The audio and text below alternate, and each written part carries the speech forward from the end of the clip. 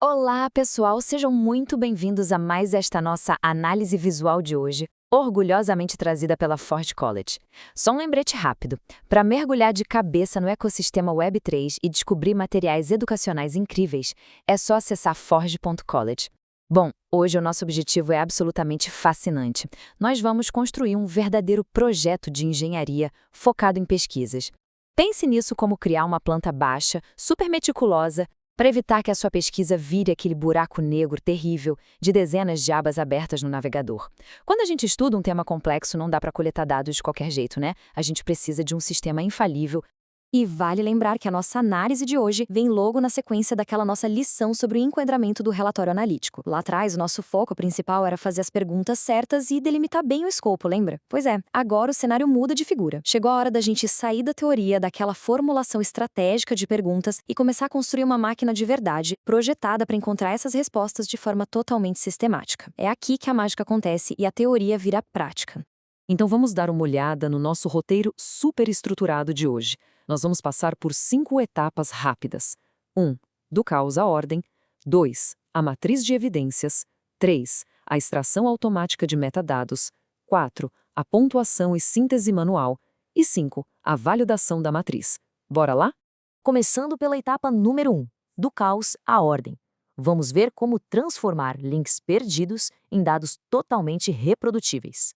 Olha só, geralmente a pesquisa bruta começa como um verdadeiro caos.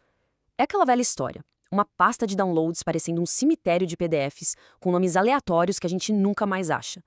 Mas, convenhamos, é impossível defender uma tese sólida baseada em especulação. É exatamente aí que as nossas perguntas de pesquisa entram em cena, agindo como um filtro super rigoroso.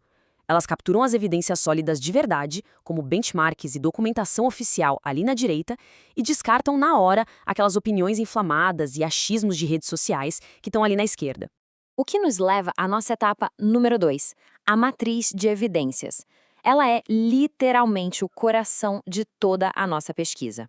Agora, o que é muito interessante aqui é como a gente resolve aquele caos de PDFs. A solução de engenharia perfeita para isso é a matriz de evidências. Ela funciona como uma planilha altamente organizada. Repara que cada fonte ganha uma identidade única e um nível de relevância. Ou seja, em vez de você nadar no mar de informações totalmente desconexas, cada descoberta sua fica ancorada diretamente naquelas perguntas iniciais da pesquisa. Essa matriz vira nossa fonte absoluta da verdade.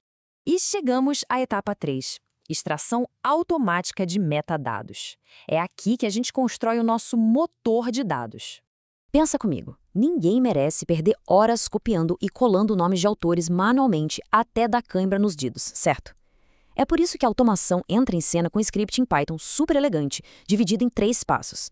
Primeiro, a gente cria um arquivo semente só com os links brutos. No segundo passo, o script vai lá e interroga algumas APIs acadêmicas bem robustas, como o Crossref e o Archive. E no terceiro passo, a nossa matriz é preenchida quase num passe de mágica, com linhas ricas em metadados totalmente normalizados. É engenharia de dados pura. E claro, como em qualquer bom projeto de engenharia, a resiliência é um fator absolutamente crucial. Imagina se uma dessas APIs acadêmicas sai do ar ou não acha um documento específico. O sistema vai quebrar? De jeito nenhum. O nosso script tem um mecanismo de segurança embutido incrível. Ele foi desenhado para recorrer à extração básica do título diretamente do código HTML da página da web. Isso garante com toda certeza que nenhum dado crítico seja perdido no meio do caminho. Seguindo em frente, para a etapa número 4, pontuação e síntese. É exatamente aqui que o julgamento crítico humano entra em cena. Por mais fantástica que seja, a automação tem os seus limites. Enquanto a máquina coleta os metadados perfeitamente, avaliar a qualidade real daquela evidência exige a nossa cabeça, o nosso pensamento crítico. Então, o ponto crucial aqui é entender como funciona a pontuação de relevância. Não se trata de um palpite subjetivo ou de um eu acho que. É uma escala numérica super objetiva, de 1 a 5, que define exatamente o quão diretamente aquela fonte responde à pergunta de pesquisa que a gente mapeou. E andando lado a lado com a relevância, nós temos a pontuação de confiabilidade. De novo, a gente usa uma escala muito clara de 1 a 5.